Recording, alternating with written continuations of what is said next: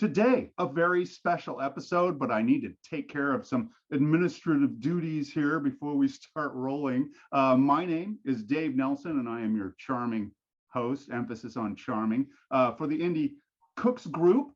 We are going to do another epic Between Two Stoves interview here. And tonight we are hosting one of my favorites, and I hope it's one of yours, your produce man, Michael Marks from the Sacramento area. Okay.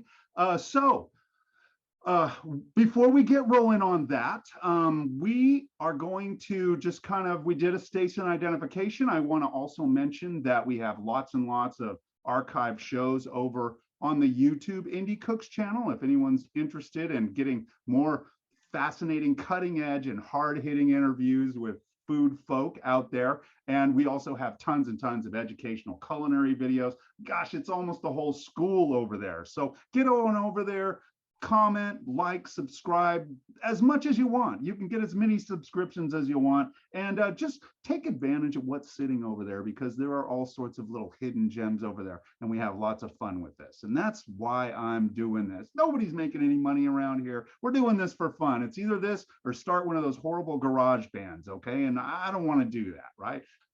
I got the chat line. I want to remind everybody you can chime in with your thoughts, feelings, questions, concerns, anything you may have in your back pocket there. Throw it on out there. We've got a wealth of information here tonight.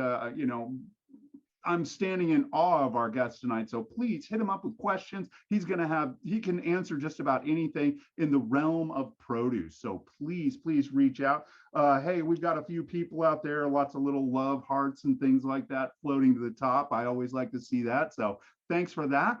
So who are we talking to tonight? We are talking to the mighty Michael Marks, okay?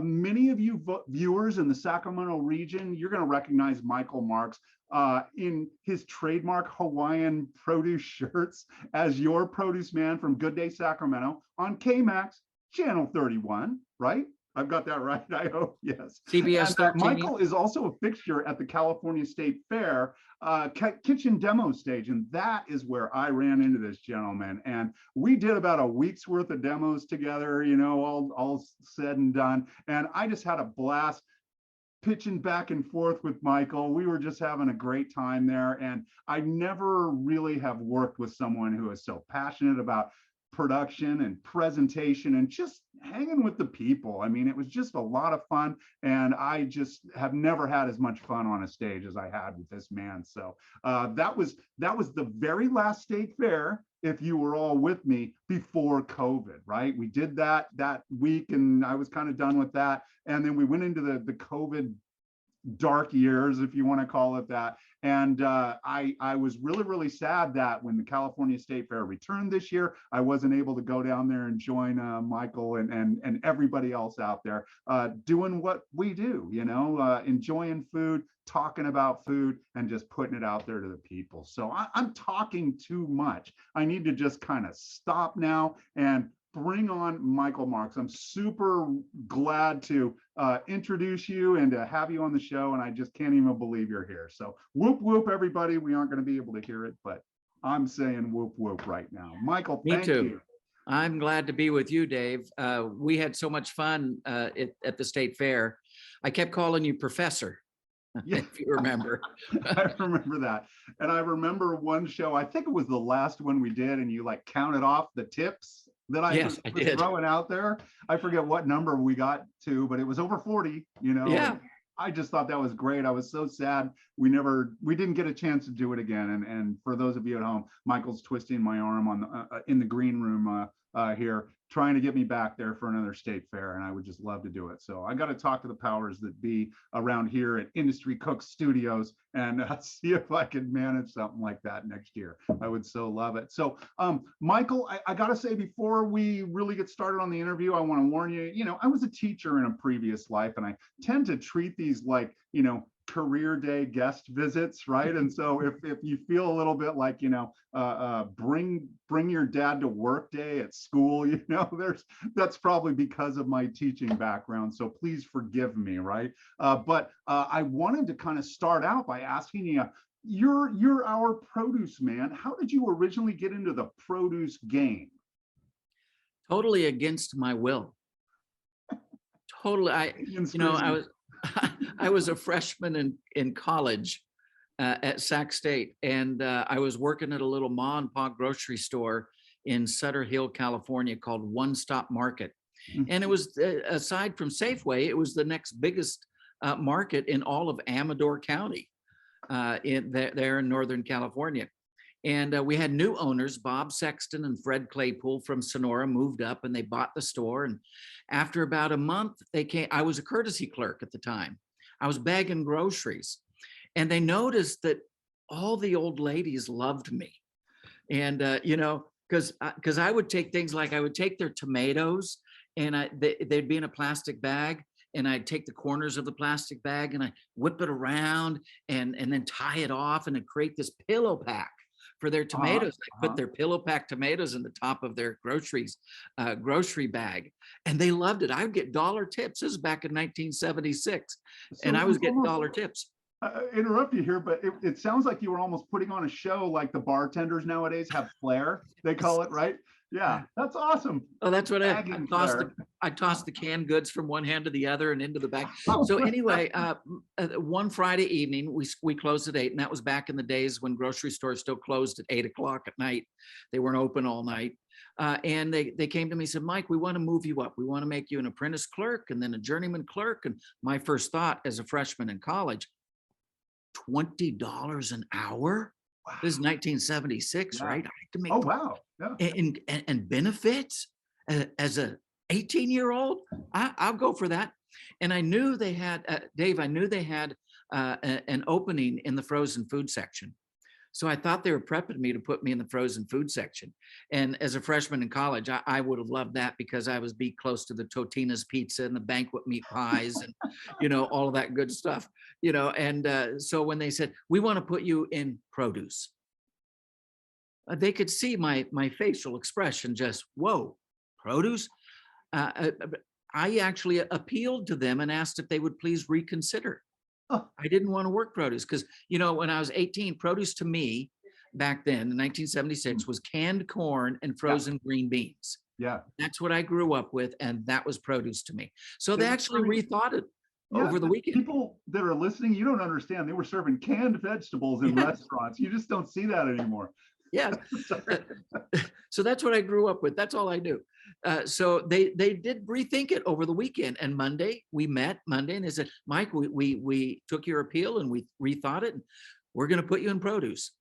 And I was really fortunate because if you know anything about Amador County, we have a lot of very old Italian and Yugoslav women, and many of them grew up on the old farms of Yugoslavia and Italy. And they would all come into our store to do their shopping. And whenever I saw one of the old Italians, like a Casa Grande, or one of the old one of the old the Vukovic's, and all of them, I'd grab my knife as soon as they would come into the store. They'd grab their cart, and I would grab my knife and literally follow them around my produce department. How do you know You that's a have good one of those, cantaloupe? did you have like one of those long folding watermelon knives Oh, or? no. I had a little 6-inch knife. Okay. Oh yeah, and I still have it today. Still the sharpest blade I have. I love that old blue knife. But anyway, I would literally follow them around my produce department. Everything they picked out, I said, where are you going to store your tomatoes? Because again, I knew nothing about produce. And so all these old Yugoslav and Italian women, they began the teaching of your produce man. And Wow. that was the start of it all. That's who taught you the game. I gotta say, Yes. you still have fans out there. Laura Bakovich, she's Oh, from saying, Amador County. yeah, you did a great job out there. And we should say, I mean, Amador is a new wine region now, right? Yes, It's it is. really Plymouth up and area, coming. Fiddletown, all up in Oh my there. gosh. Yes. Yeah. Shenandoah Valley up there. It's huge. So you moved on from a grocery store in Amador County and went into bigger things from I there. went into wholesale produce. It was the recession of 1982. I was laid off at the grocery store. And so I went to work for General Produce, which was the produce company that delivered produce to Jumbo Market, where I worked at the time. And so I was just a driver. I set up produce orders and I delivered produce, and I did that for many, many years, getting up in the middle of the night and doing that. And then I was hired by a company to be a salesperson. Sacramento Prepack hired me, and that began my sales and marketing of produce. So I've been in produce for over 40 years now, It sounds and like you've I've done worked some. a lot of segments in between, right? A driver fronting with the customers and everything in between. Yeah, and I worked for major corporations. I worked for Cisco, which with FreshPoint, we had 23 operating produce companies around North America, and I Wow. did all of their marketing, their produce marketing, for many years. So I started a little mom and pop grocery store, worked up to a Fortune 500 company, and in the meantime, started television as well. Wow. Well, that was going to be my next question. So it sounds like you started marketing, and then was that a springboard into the media side of things? Yeah, I was hired by a company called Sacramento Prepack, and they weren't well known for being a very, very good produce company. So I wanted to elevate their brand. And the way I elevated their brand, I put out a marketing report every week and sent it to every single news and radio station in Sacramento. And Terry Ray Elmer, who was at KFBK at the time, 1530, Terry Ray Elmer started taking my produce reports and started reading them on the air. Oh, And no kidding. and the newspapers, the Sacramento Bee and the Sacramento Union at the time would take my produce reports, and they eventually asked me, "Would you write a produce column for the Sacramento Bee?" No Which kidding. I eventually began writing a produce column for the Sacramento Bee. Did that for many, many years, Wow. and then I came up with an idea of, on the first day of every season, I would gather together what people would think of that season. For example, the very first spring that I did, asparagus. So Mhm. I teamed up with Mr. Spear out of Stockton, and Mr. Spear put together these beautiful 3-pound packages of asparagus, and he sold them, online. And he gave me, I think, 65 cartons of them. I literally took them to every TV and radio station, the morning drive time, the noon drive time, and the afternoon drive time. And I would get on the radio station. Chris Collins in the Morning Zoo, for example, the most popular radio station at the time on FM 102. He said, "Mike, you can come into my studio anytime you want." And we would talk about produce on the first day of every season. And so that's how the media aspect of it began. It sounds like you were working your tail off and you were hitting every radio station and show you could get your hands on out there. Yes, I did. It's that old what the old maxim of you create the job you want, right? And I don't even know if you wanted that job at the time, but it's just you created this niche for yourself. It's just Yeah, Tom really cool. Sullivan, Tom Oh, Sullivan, who was sure. at KFBK at the time and now on Fox Business News. Sure. Yeah. Tom Sullivan was the same way. "Hey, Mike, on the first day of every season, I expect to see you in my studio." And we would talk about produce on his show. Oh, It was awesome. this not everyone watches follows business or anything, but everybody eats produce of some kind, right? Mhm. It's interesting to everybody. And also I just love that idea of you were picking the first day of the season or whatever, and coming out with everything that people need to know that's coming out at that time, right? So Yes. as a chef or something, back in the day before folks like you, I would collect seed catalogs. They would talk of seasonality, right? And I would look at the charts and graphs about, okay, what's going to grow here, what's in season, and that's kind of what I used. And you just created a public face of that. That is such a neat story, really, how you Yeah, put it and all and together. and really what started the television aspect of it was the whole ALAR aspect. If you remember the whole ALAR, the Natural Resources Defense Council came, hired Meryl Streep to go around the country saying, "We're killing our kids. We're killing our kids." If you're feeding them if you're feeding them apples, because Alar was a chemical. It was what Oh, was called a stay-tight chemical used on red apples.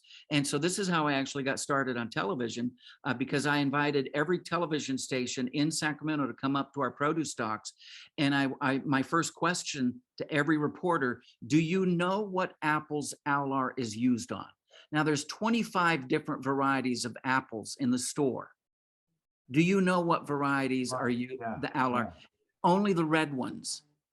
Only the red ones. Only the red ones, because Alar was used to have the tree hold on to the apple so it would stay on the tree longer during the colder night temperatures. And it's the And it colder would night ripen. temperatures Yeah. that triggered that red color.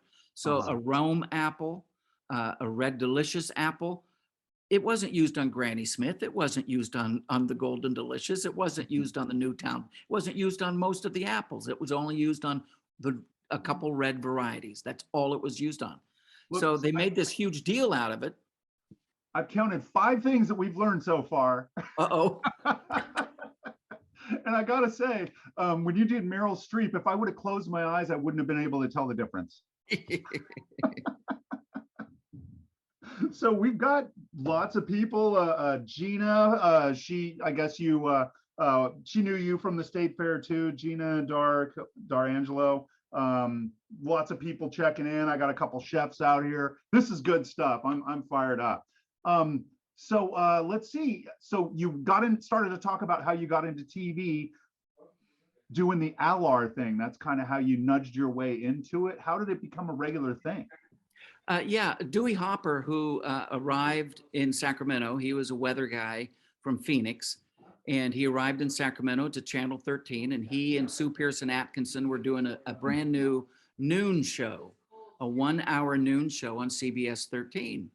And he heard me on FM 102 with Chris Collins. And it happened to be the first day of winter.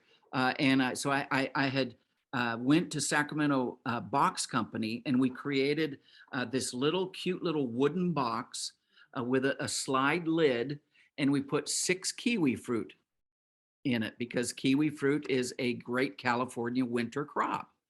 And so there's a ton of funny stories about kiwi fruit. And so I was telling Chris Collins one of the stories from London, England, a bomb threat at the Lloyd's of London, and Dewey Hopper heard it. And when I went into Channel 13 later that day to give, one of these gift boxes to Tom Laufman, who was the afternoon and evening weather guy, Okay, yeah. Dewey Hopper happened to be there, and he wheeled around and said, "Were you on Chris Collins in the Morning Zoo this morning?" I said, "Yeah." He said, "You're funny and you're educational. You want to try television?"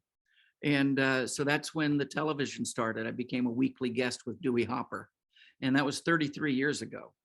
This is so great. I'm hearing all of these names that are so familiar that I'd forgotten about years ago. And wow, what a story. What a story. Again, though, it was hustle that got you there where you are today, right? It really sounds like it. Going out there creating this. I imagine the bomb scare was a kiwi. Someone didn't recognize it in England and thought it was Yeah, it was really interesting. New Zealand was the main supplier of kiwi fruit at the time. I remember, yeah. And it was first brought into the United States by Frida Kaplan from Frida's Finest.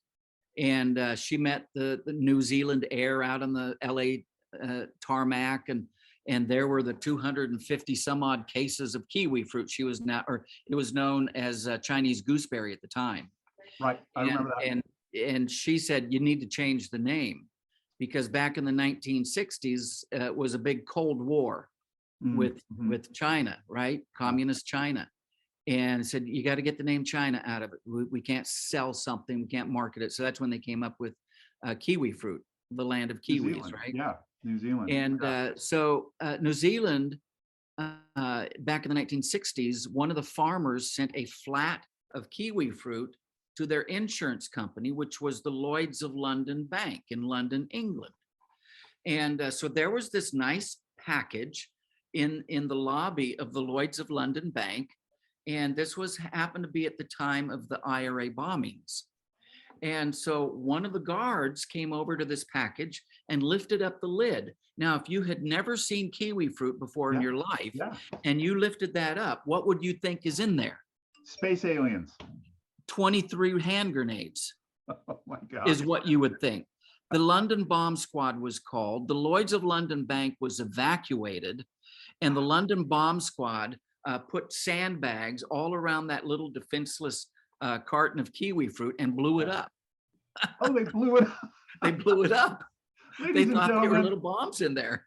We are with Michael Marks. I have learned 9 things so far, and And this guy is just, if you've never seen him before, he has got story after story after story that is produce related. I just love this. We got to keep it on track here. We're just going to go all over the world with this.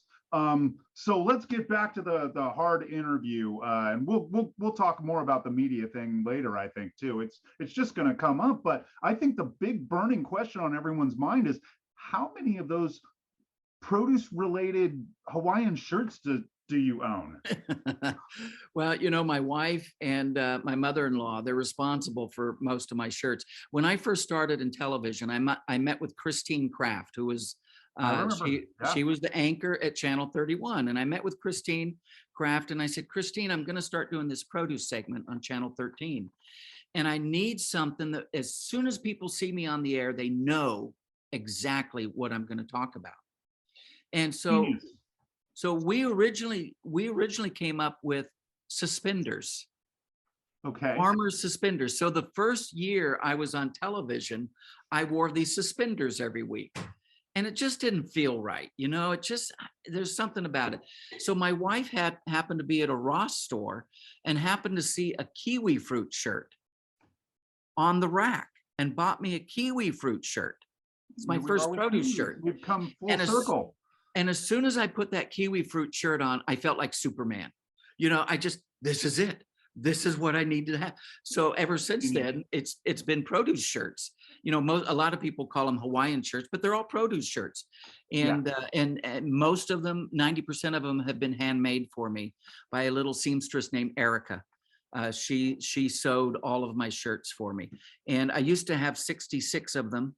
I'm down to 60 because several years ago, I gave 6 shirts away to the California State Fair, and they used them to create the official quilt of the California State Fair. No kidding. Wow. And the quilt was made out of all of my produce shirts. And they used that quilt to raise money for the scholarship fund for the Friends of the Fair. And that year they raised a little more than $50,000 for the scholarship fund. And so I'm down to about 60 shirts. And my seamstress, little poor Erica, she died at age 82. And so I don't have a seamstress now. So I've been looking, I have some material, but I have nobody to sew it.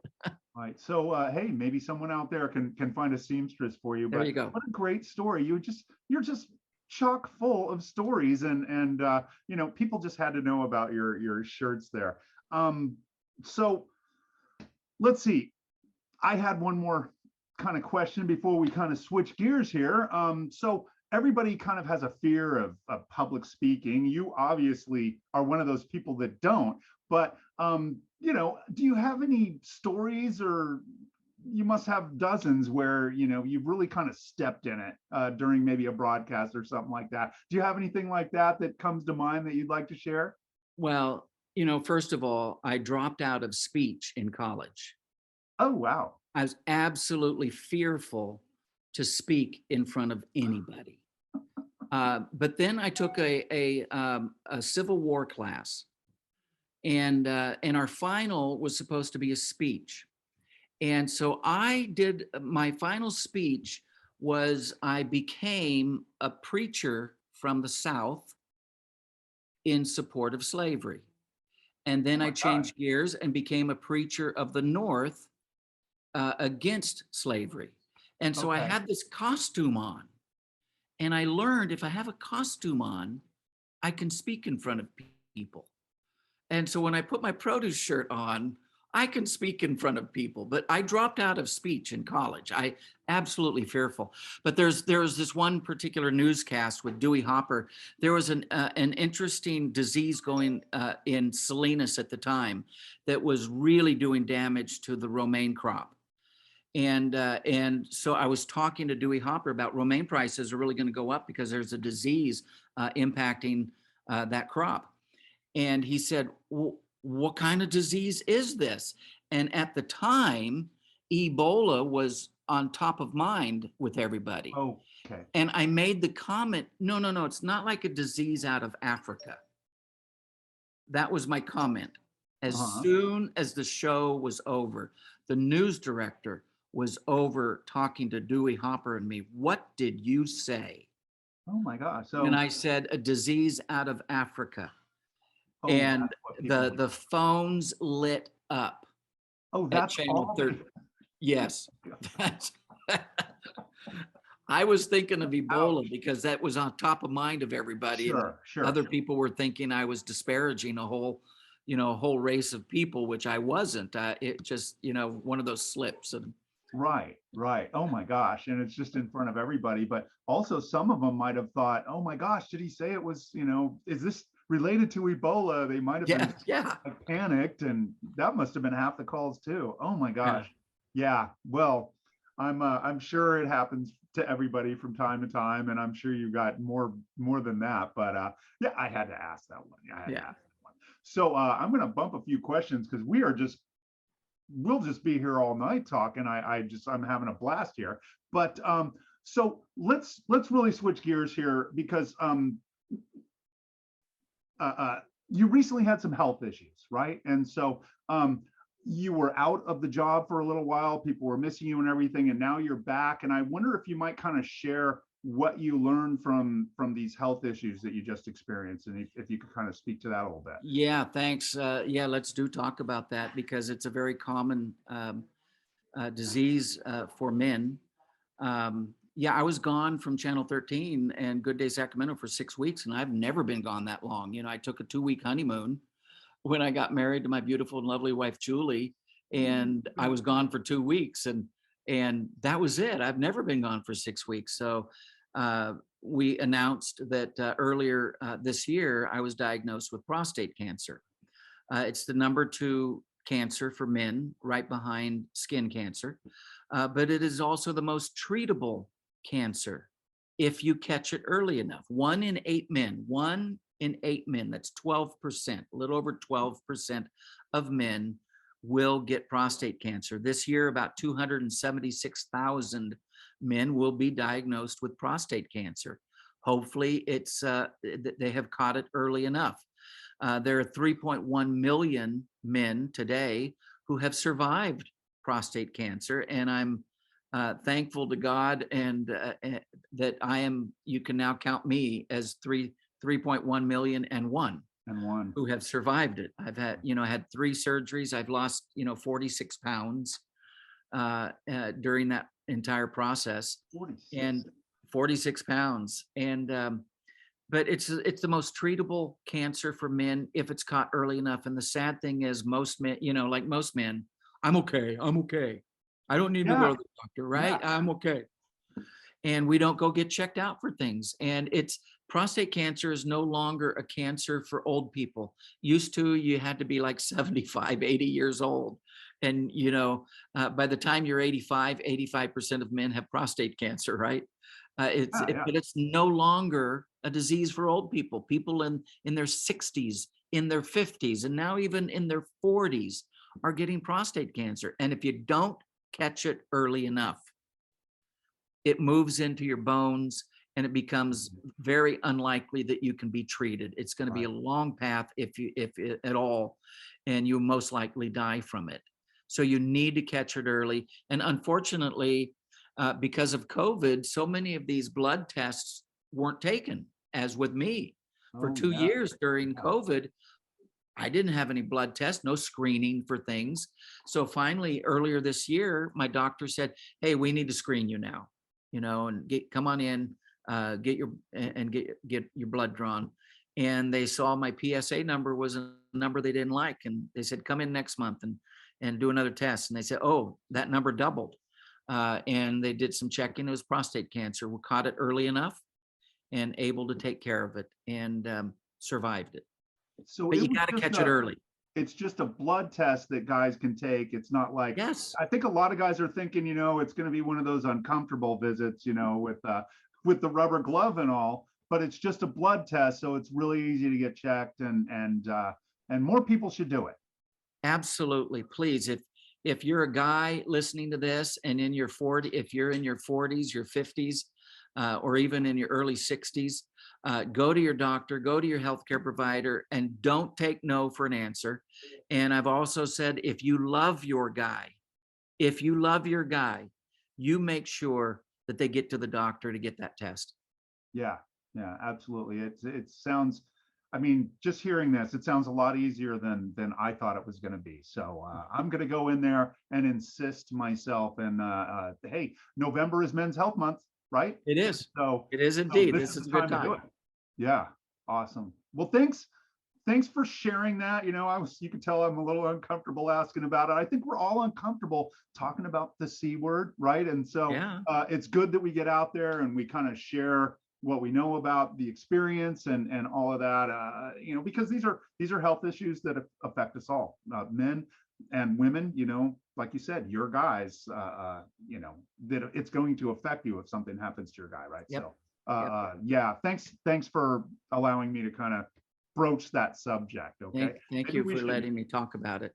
Absolutely, absolutely. Well, let's change gears again, go on to happier thoughts and talk about the P word now. Okay. We'll get back to produce Okay. because The other it's P all been word. about media and things like that. I wanted to kind of talk about the future of produce and what we're witnessing right now, because with climate change and you mentioned new diseases coming along for the produce and everything, what are you seeing on the horizon for some of our vegetables out there? And I'm thinking specifically right now about, like, how's Thanksgiving looking, right? Are we going to be worried about pumpkins and cranberries and things like that?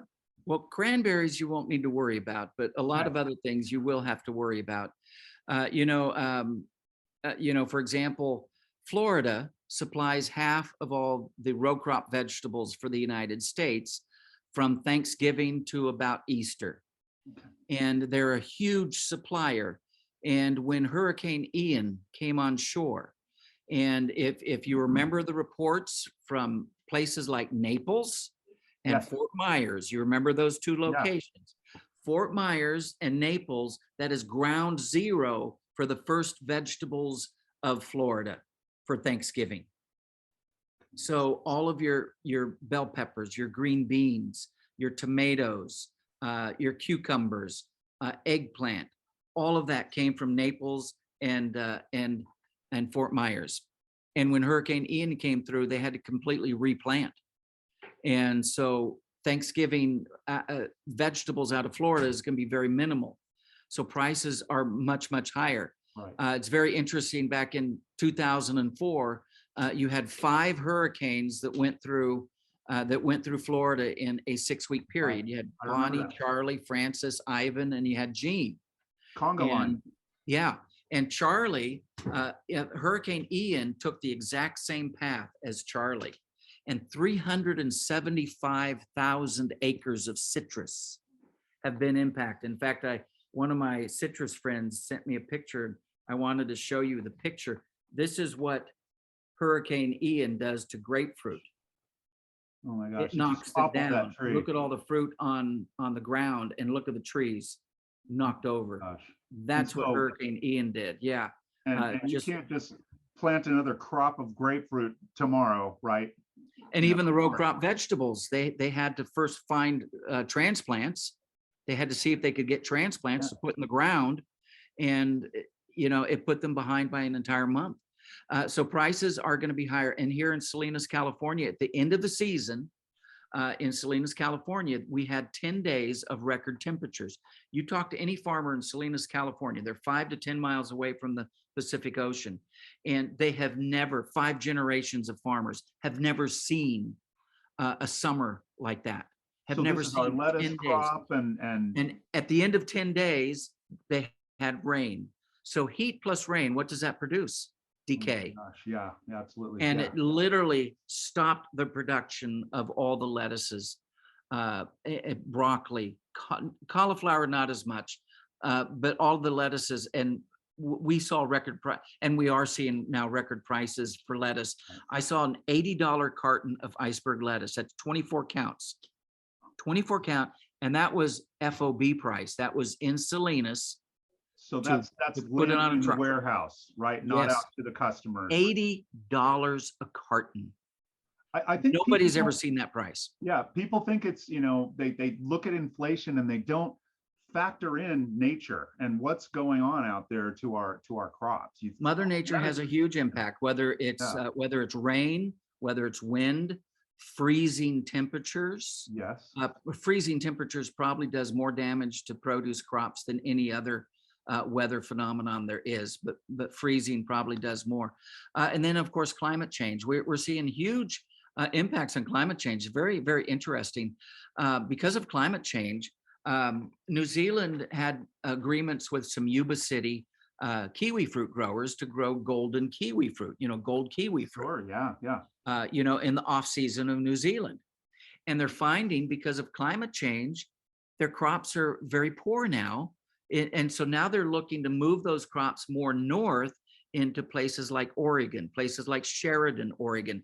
In fact, Sheridan, Oregon, just south of Portland and the Corvallis Valley, is looking at growing gold kiwi fruit for Zespri Gold because of the climate change.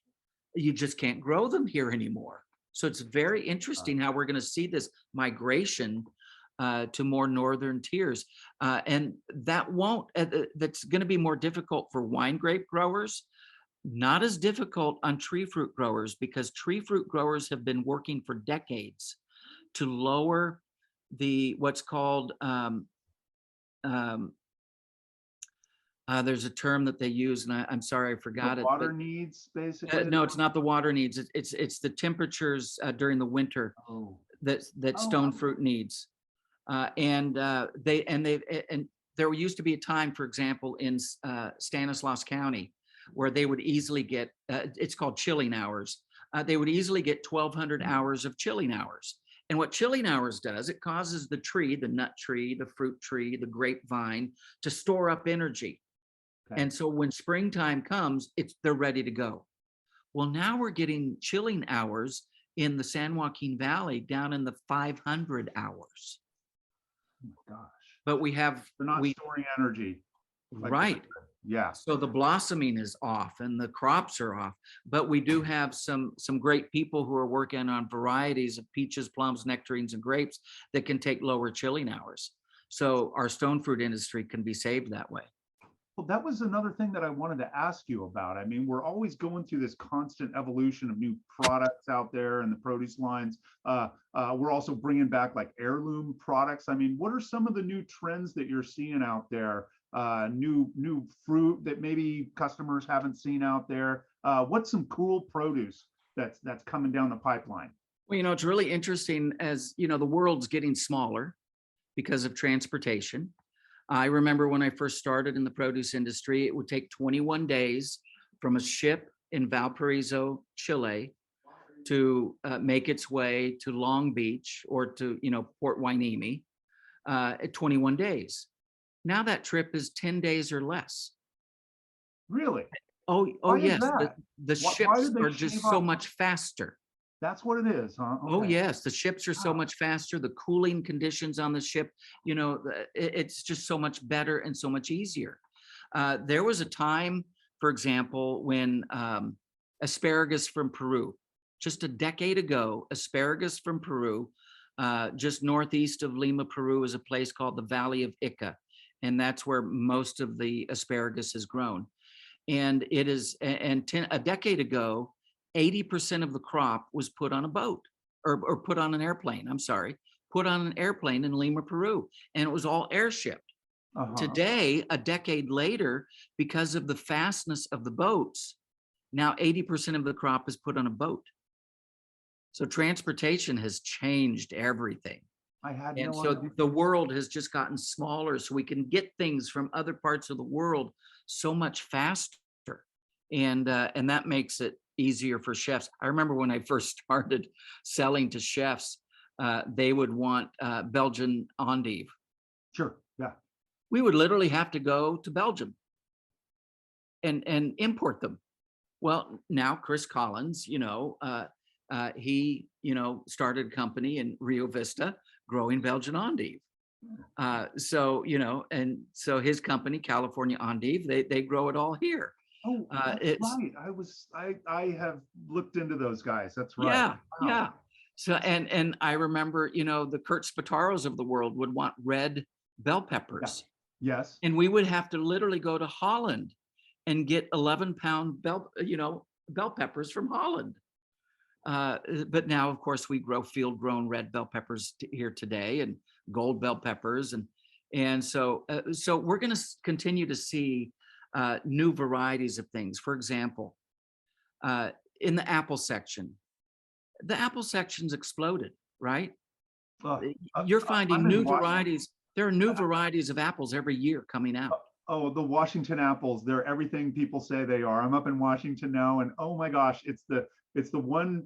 I miss my California produce, quite frankly, in my Oh, I'm farmers sure you markets do. down there. But the apples are one thing. It's just like head and shoulders above anything I had back in California, I'm sorry to say. Yeah, so all these new Yeah. varieties of apples have coming out from places like New York and Minnesota, University of Minnesota, and New Zealand, and even now in the Czech Republic.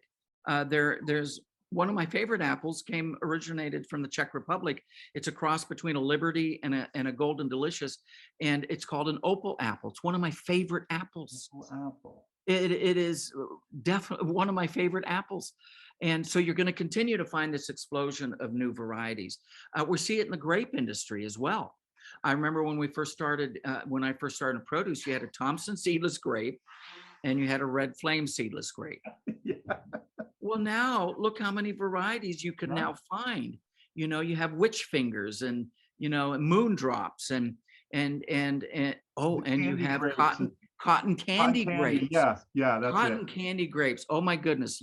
Cotton candy grapes started out of the University of Arkansas, of all places. Check this out. You had Jim Pandel, you had Jim Kane or David Kane, and you had a guy by the name of Ken. These three great people in the San Joaquin Valley. They went back to the University of Arkansas and they started looking at some of their varieties. One of the varieties that they found was the son of a Concord grape. So it wasn't a Concord grape, it was the son of a Concord grape. Now, the Concord grape is not one of the best eating grapes, right? Right. Because it has a very slippery skin, has a big seed in the middle. They're usually very tiny, but great flavor. Have you ever wondered why Concord grape's usually the only grape you use for Concord grape juice or grape jelly? Have you ever wondered why? I would say because it tastes good. No, because it's the only grape you can smell. Oh, Aroma is a huge part of flavor, yes. right? Yeah. You can't smell a Thompson seedless grape. Your taste buds taste sweet, but you can't smell it. So anyway, they took the son of a Concord grape and they said, what if? I love it when farmers say, what if? And they said, what if we took this grape back to California and crossed it with all of the great California, like a big Thompson seedless grape, big as your thumb type grape. What if we did that? And they did that. And Jim Beagle, he was the third guy. He called me up and he said, Mike, I want you to test this grape for us. And I said, it tastes like cotton candy. And he said, yes, it does. That's what we're going to call it. No kidding. And it smells like cotton. It's now the second grape. And in fact, one of the people at the state fair who entered jellies every year at the state fair entered a cotton candy jelly. And oh my goodness, was it good? Oh my gosh, that's so great. So you have this explosion of all these new varieties of things. I remember again when I first started in produce, you had gas green tomatoes and you had cherry tomatoes. Yeah. And now you go to the tomato section, and what do you find? You find an entire 20-foot section of all kinds of different varieties of tomatoes. Heirloom tomatoes have become very popular. You know when that started? 1989. Okay, I was going to say about 20, 30 years ago, right? Yeah. It began in 1989 when the Berlin Wall fell. Interesting. And now all of these old varieties that we could not get from Eastern Europe and from Russia, now all these old varieties started coming in. Many of these old heirloom varieties date back to the times of Thomas Jefferson and the czars of Russia, and like the Brandywine or the Black Cherokee or the Purple Cherokee, which was a gift to Thomas Jefferson by the Cherokee Indians. And the definition of an heirloom tomato, by the way, is an open pollinated tomato prior to 1945. Now, do you know why 1945? I would say that's when we started doing that mass-produced green tomato and started gassing it. World War II ended, and we had to repopulate Eastern and Western Europe with vegetables. And that's when we started hybriding tomatoes in a mass way to Okay. get tomatoes into Eastern and Western Europe that could repopulate their stores and start feeding the people. And So we were prior to, shipping them over from America at that well, point? we were creating the new seed varieties here and Okay. shipping the seeds to Eastern and Western Europe to plant. Yeah, And it's all of very, those, very, yeah. so it was more for, shelf life and just being able to get food in people's stomachs rather than flavor, right? And Yes, it was. enjoying It the really tomato. was. Yeah. Unfortunately, I was talking to a tomato seed guy in Florida once, and I said, "When are you going to develop the perfect tomato?" I said, "You're going to be a millionaire when you do, but when are you going to develop the perfect tomato? The Okay. tomato that has full flavor, full aroma, that will last a week." Yeah. And he Yeah. said, I could develop the perfect tomato and consumers will ruin it because most consumers still put their tomatoes in the refrigerator. Well, there's a tip for anybody that's watching out here, right? I think everybody online here I'm seeing is a chef practically. So I think most of us already know that we don't refrigerate our tomatoes. No, you don't. It's a Yeah. subtropical fruit, just like the banana. I'm seeing a lot of clever comments, but no real questions, guys. Please throw some questions out here. Listen to this. Listen to Michael March, your produce man. You're calling me the professor. Are you kidding me? You are just like a font of information here. You were talking about Thanksgiving, and I kind of brought up cranberries. Yeah. Yeah. That's cranberry crop this year is about 4% larger than last year. Oh, This so good year, year. Yeah. yeah, it's a very good year. They're expecting about 8.3 million barrels of cranberries, and a barrel is 100 pounds. So that's Oh my gosh. 830 million pounds of cranberries. But only 5% of those cranberries go in those little bags that you buy at the store or that you buy at the food service company. Only 5%. The rest of it goes to cranberry juice, Juice. sweet I was dried gonna say, yeah. cranberries. All the Oh, yeah. processed stuff that they do. Only 5% goes to the fresh market. Oh, those dried cranberries, that's something that exploded in recent years in my Boy, career, did right? it. Yeah. It became huge. And you Oh know my how cranberry got its name, right? no, please enlighten us, Oh, Professor. yeah. The Pilgrims arrived in 1620, right? Right around Sure. Christmas, in 1620, and they would walk out into the beaches of what became Massachusetts, Cape Cod, and they would see these vines growing out there, and they said, "What are these vines?" They were just naked vines. There's no Okay. leaves on them. Nothing was on them. Well, let's wait until the springtime till they Yeah. start regrowing, right? So they waited to the springtime and leaves started coming on, and then these beautiful pink blossoms. Wow. And the pink blossoms looked exactly like the head and neck of a bird we call crane. Oh, well, there you go. So it's really cranberries. Craneberry. It was known as craneberry. We eventually dropped the E. Okay. Craneberry. And if you notice, where are all the cranberries grown in the United States? Bogs. I'm going to say bogs. They're grown in bogs, but where in the United States? Oh, north. Yes, they're grown north. Yeah. 42nd parallel north, latitude Oh, north, there you 42nd go. parallel north. Massachusetts, Wisconsin, by the way, grows 63% of all the cranberries for the United States, 23% for Massachusetts. That leaves about 14% left over from New Jersey and Oregon and Washington. So if you Yeah. look at it, Yeah. it's all on the 42nd parallel north. Very cool. And so do you know Will Simmons? Will Simmons. No, no, I don't. Will Simmons started Chevy's, and he also built Pier 39 in San Francisco. Oh, And wow. he's Okay. the one who began Chevy's. And if you remember Chevy's, they always do a fresh margarita every single month. Fresh Mex is what I remember. Yes. Mex. And they did a Yeah. fresh margarita with fresh produce, right? So Uh-huh. the first year Chevy's was in business, he went to Ocean Spray and he said, "We are going to do a fresh cranberry margarita in December. Can you supply me with all the cranberries I need?" And they said, "Of course, we'd love to." Well, that particular year was a very bad year for cranberries. So Will Simmons got a call from Ocean Spray saying, "I'm sorry, since you're a new customer, we won't be able to supply you with your cranberries." Now, when you get a rich guy mad, what do you think Uh-huh. the rich guy's going to do?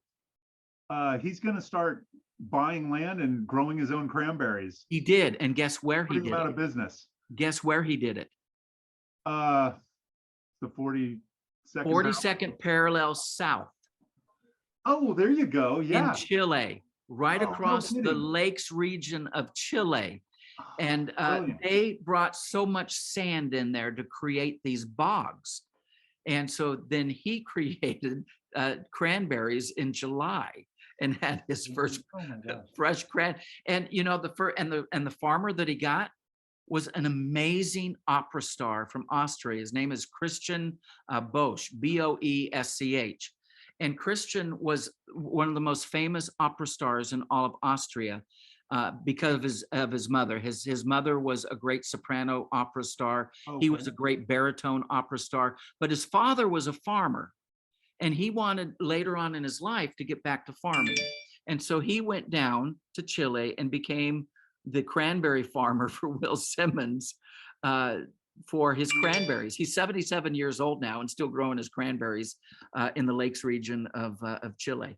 It's That is pretty fascinating. interesting. Ladies and gentlemen, Michael Marks. I mean, who else knows this esoterica here? This is so great. I'm loving it. I got a question for you, Michael, from the hotline here. Someone's looking for a scoop on the future of bananas. It's a monocrop, and he says it won't last. What do you think about that? Yeah, that's worrying a lot of banana farmers. We used to grow a banana variety called Gros Michel, and then it was diseased, and then we came up with Cavendish, which is the main variety grown today. Ecuador grows about half of all the bananas for the world, and if something happens to that particular variety, you're sunk. If a disease, Yeah. if a disease hits that crop and you can't recover, you're sunk. So, James, it's a big if. Okay, right now we're safe. Our bananas are safe, but we need to start coming up with the perfect banana, if you will. Well, there are many varieties of bananas. You go to Right. Hawaii, you'll find an apple banana, baby banana, burro banana. Okay. You got a red banana. There are many different varieties, but for what we, eat, Yeah, what those we're big, familiar nice, with. big hands of banana. And you know how the banana got its name too, right? I have no idea. If you grow, if you were a farmer of bananas, you would grow you call it a hand of bananas, right? Uh-huh. Because it kind of looks like a gorilla's hand. Yeah. Well, if that's a hand of bananas, one would be called what? A banana. A finger. Oh, a finger. If Okay. that's a hand of bananas, one is a finger, right? Yeah. Well, banan is an old Arabic word that means finger. Oh.